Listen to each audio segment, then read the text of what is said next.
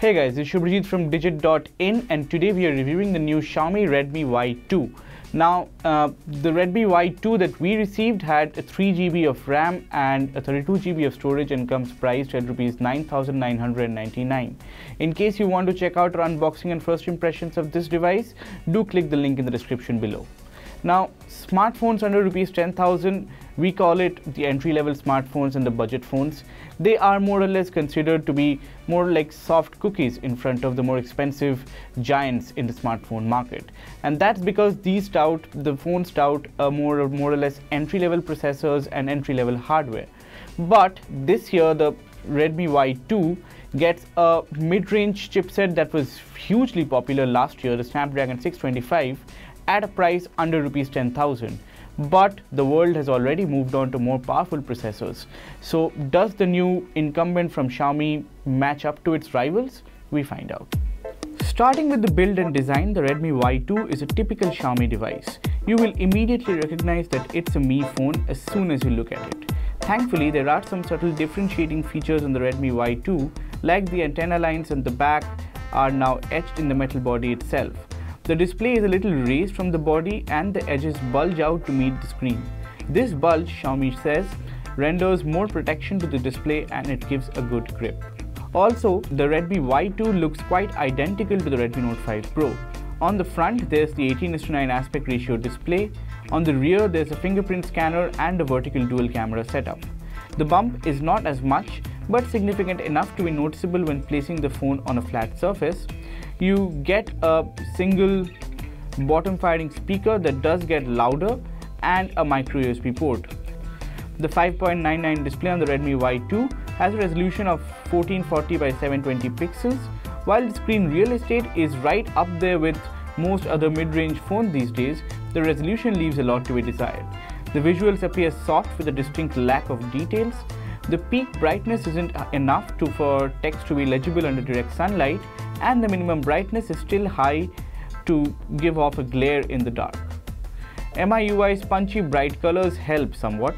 The experience while browsing the phone isn't that bad, and when you're checking a photo or watching a video or even while playing a game, the low resolution becomes very apparent. Now, considering the Redmi Y2 is not aiming to be a powerful device, the Snapdragon 625 just works about perfectly for this phone. But in front of other incumbents like the Kirin 659, the Snapdragon 630 and the more recent Helio P22, the Snapdragon 625 shows to be visibly slower, at least in terms of synthetic benchmarks. But in real-world usage, the Redmi Y2 is quick, slick and smooth. Xiaomi has tuned its MIUI interface to work well with its older chipset, and that shows. The interface can be swift and without any glitches. We didn't experience any arbitrary app crashes or hiccups. The camera also opened quickly, which is essential in a selfie-centric phone. The weakness starts showing when gaming. Games like PUBG work in low graphics and there are expected frame drops while playing. It also took some time for the phone to load the environment, which is never a good thing in first-person shooters. You get Android 8.1 audio out of the box with MIUI 9.5. Now, MIUI 9.5 brings a lot of new features, including a revamped notification shade, app lock, Mi Drop, but more importantly, it introduces gesture-based navigation. It's a lot like iPhone X. You swipe up to go back, swipe up and hold down to get to the recents menu, and swipe up from the center to go home. Now, let's talk about the camera. The 16-megapixel front camera uses pixel binning for selfies. It does improve on the details captured by the camera. The edges are much more consistent and the colors are more vibrant, but it doesn't solve the inherent problems with front cameras, highlight clipping and wonky exposure. In its bid to enhance facial details, the Redmi Y2 often blows up the background exposure. The dynamic range also isn't as high to record details both in shadows and highlights. To be honest, the 12-megapixel plus 5-megapixel rear camera has more going for the Y2 than the front. The resulting images come out nice and warm, which is a typical Xiaomi signature. Photos shot in regular daylight can be compared to more expensive mid-range phones. You get a well-balanced exposure with a quick focus on the subject. The dynamic range is good enough for phones at that price, and lights and shadows are balanced quite well. The Y2 is quite capable of taking close-up shots as well. Bring the camera closer to the subject and the focus is locked with ease. The details are quite sharp with a distinct depth of field that comes out quite naturally. As for the portrait mode, it would be unfair to expect the quality of flagship phones, but for what it's worth, the Y2 handles portraits quite well. The edges are consistently blurred and the background isn't that out of focus that the subject looks like a cutout. Its 3080 mAh battery lasts just about a day.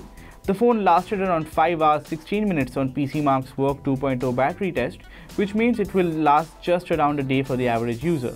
Sadly, there's no fast charging and you will have to wait for more than an hour and a half to top up the battery.